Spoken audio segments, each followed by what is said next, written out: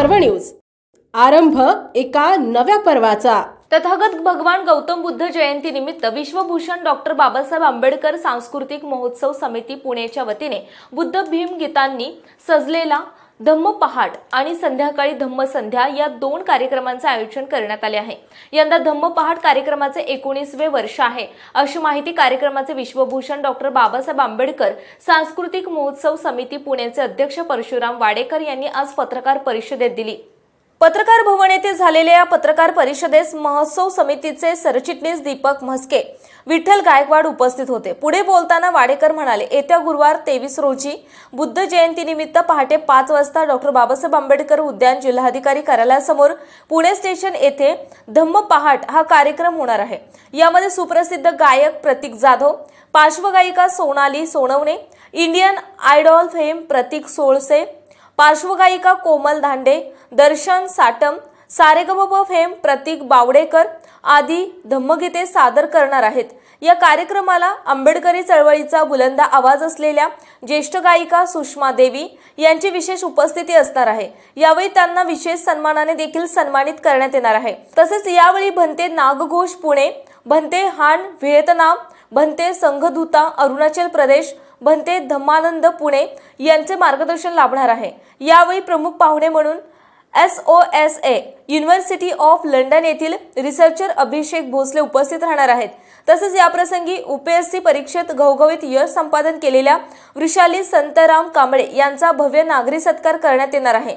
याच दिवशी धम्मसंध्या या कार्यक्रमाचे आयोजन 6 वाजता तथागत गौतम बुद्ध विहार, सावित्रीबाई फुले विद्यापीठ, जनरल जोशी प्रवेशद्वारा शेजारी पुणे येथे होणार आहे। यामध्ये माझ्या भीमाच्या नावाचं कुंकू लाविलं रमाण फेम ज्येष्ठ गायिका सुषमा देवी यांचा स्वराविष्कार आणि इंडियन आयडॉल आणि सूरनवा ध्यासनवा फेम संतोष जोंधळे यांचा लाईव्ह कॉन्सर्ट उपस्थितांना अनुभवायला मिळाले।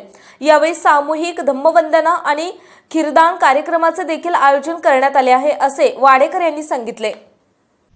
नमस्कार, नमो बुद्धाय, जय भीम, जय शिवराय, जय महाराष्ट्र। महाकारुणिक तथागत भगवान गौतम बुद्ध यांच्या जयंतीनिमित्ताने बौद्ध पौर्णिमेच्या दिवशी गुरुवार दिनांक 23 मे 2024 रोजी धम्मपाठ या कार्यक्रमाचं आयोजन करण्यात आलेले 19वे वर्ष हे आमच्या समितीचं आहे, की आम्ही सलग 19 वर्ष धम्मपाठ हा कार्यक्रम करतो आणि म्हणून पुणे कलेक्टर कचेरीवर सकाळी 5 वाजता धम्मपाठ कार्यक्रमाचं आयोजन केले।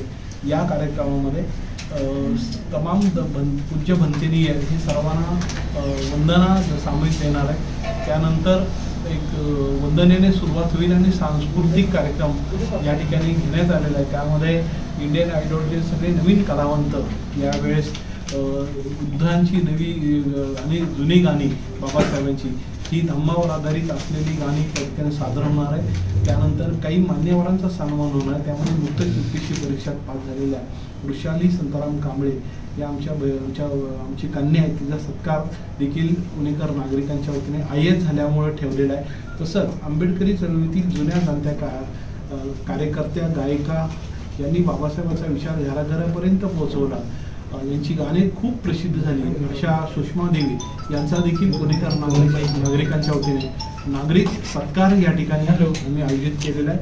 तसंच या धम्मपाठ कार्यक्रमामध्ये अनेक मान्यवर ज्यांनी धम्माचं काम केलेलं आहे अशा काही लोकांचा सन्मान देखील त्या निमित्ताने आम्ही केलेला आहे।